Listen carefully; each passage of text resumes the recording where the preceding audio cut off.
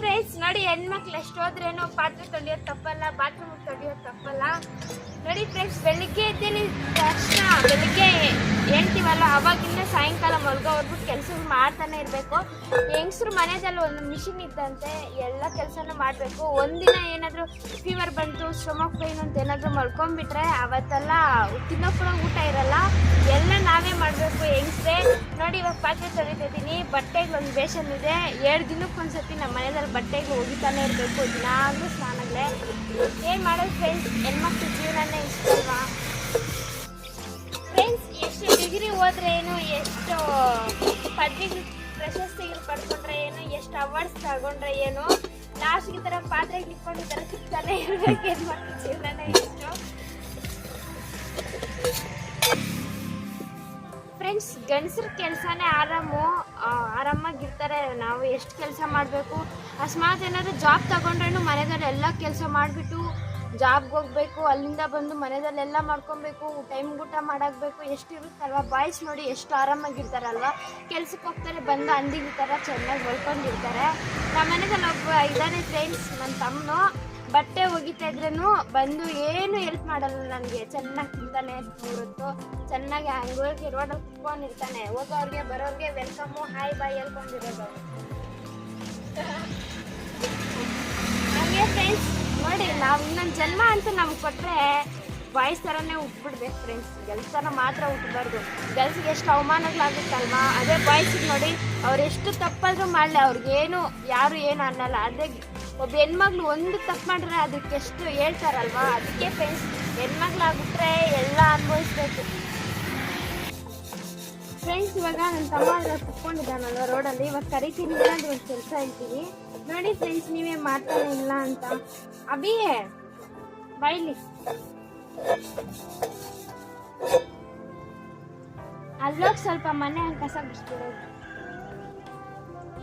ತಗ್ಗೋದೇ ಇಲ್ಲ ಅಂತ ಹೇಳ್ಕೊಂಡು ಹೋಗ್ತಾನೆ. ನೋಡಿ ಫ್ರೆಂಡ್ಸ್, ಅವ್ನು ಗುಡ್ಸಲ್ಲ, ಮತ್ತೆ ಬಂದ್ಬಿಡ್ತಾನೆ ವಾಪಸ್. ಇವಾಗ ವಿಡಿಯೋ ಹಿಡಿತಾ ಇದ್ದೀನಿ ಅಂತ ಹೇಳ್ಬಿಟ್ಟು ಅವನು ಹೋಗಿರೋದು. ಅವ್ನು ಗುಡ್ಸೋದಿಲ್ಲ, ಏನೂ ಇಲ್ಲ. ಬೇರೆ ಟೈಮಲ್ಲೇ ಏನಾದರೂ ಒಂದು ಕೆಲಸ ಮಾಡೋಂತಂದ್ರೆ ನಾನು ಮಾಡಲ್ಲ, ನೀನು ಮಾಡ್ಕೊ ಹೋಗು ಅಂತ ಹೇಳ್ತಾನೆ ಫ್ರೆಂಡ್ಸ್. ಒಂದು ಹೆಲ್ಪ್ ಕೂಡ ಮಾಡಲ್ಲ. ಏನಕ್ಕಂತ ಅವ್ರು ಇರೋದು ಮನೆಯಲ್ಲೇ. ಅವ್ರಿಗೆ 3 ಹೊತ್ತು ಊಟ, ಬಟ್ಟೆ ಒಕ್ಕೊಡ್ಬೇಕು, ಎಲ್ಲ ಮಾಡಬೇಕು.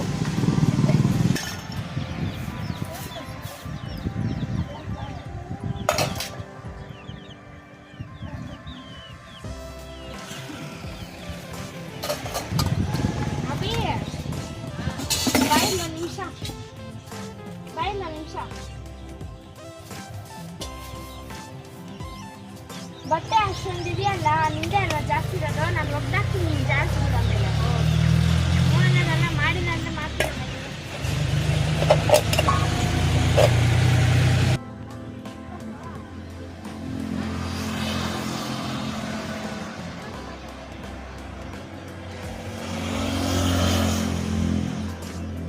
ನೋಡಿ ಫ್ರೆಂಡ್ಸ್, ಇಲ್ಲಿ ನಿಧಾನವಾಗಿ ಕೇಳ್ತಾನೆ. ಏನಂತ ಗೊತ್ತಾ, ನಾನು ಬಟ್ಟೆ ಸಲಮ್ಮ ನಿಂತ್ಕೊಂಡು ಕೇಳ್ತಾನೆ. ನೋಡಿ ಫ್ರೆಂಡ್ಸ್, ಗಂಡಸಕ್ಕೆ ಬದುಕೆ ಅಷ್ಟು.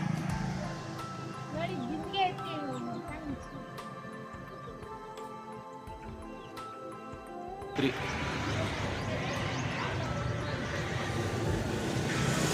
ನೋಡಿ ಫ್ರೆಂಡ್ಸ್, ನಮ್ಮ ಗಿಡದಲ್ಲಿ ಎಷ್ಟು ಚೆನ್ನಾಗಿರೋ ಮಾವಿನಲ್ಲಿ ಬಿಟ್ಟಿದ್ದಾವೋ. ಬಟ್ ಕೋತಿ ಇಲ್ಲೇ ತಿನ್ನಕ್ತಾವೆ ಫ್ರೆಂಡ್ಸ್. ಸ್ವಲ್ಪ ಯಾಮಂದ್ರೆ ಸಾಕು, ಕೋತಿಗೆ ಬಂದ್ಬಿಟ್ಟು ಕುತ್ಕೊಂಡ್ಬಿಡ್ತಾರೆ. ಯಾಕಂದರೆ ಬಿಸಿಲಲ್ವ ಇವಾಗ, ಎಲ್ಲಿ ನೀರಿರುತ್ತೋ, ಎಲ್ಲಿ ಚೆನ್ನಾಗಿರುತ್ತೋ ಅಲ್ಲಿ ಬಂದು ಕುತ್ಕೊಂಡ್ಬಿಡ್ತಾವು. ಎಷ್ಟು ಓಡಿಸಿದ್ರೇನು ಹೋಗಲ್ಲ, ಎಲ್ಲ ಕಿಚ್ಚಿ ಕಿಚ್ಚಿ ಆಗ್ಬಿಡ್ತಾರೆ. ನೋಡಿ ಫ್ರೆಂಡ್ಸ್, ಎಷ್ಟೊಂದು ಚೆನ್ನಾಗಿರುತ್ತೆ ಮಾವಿನ.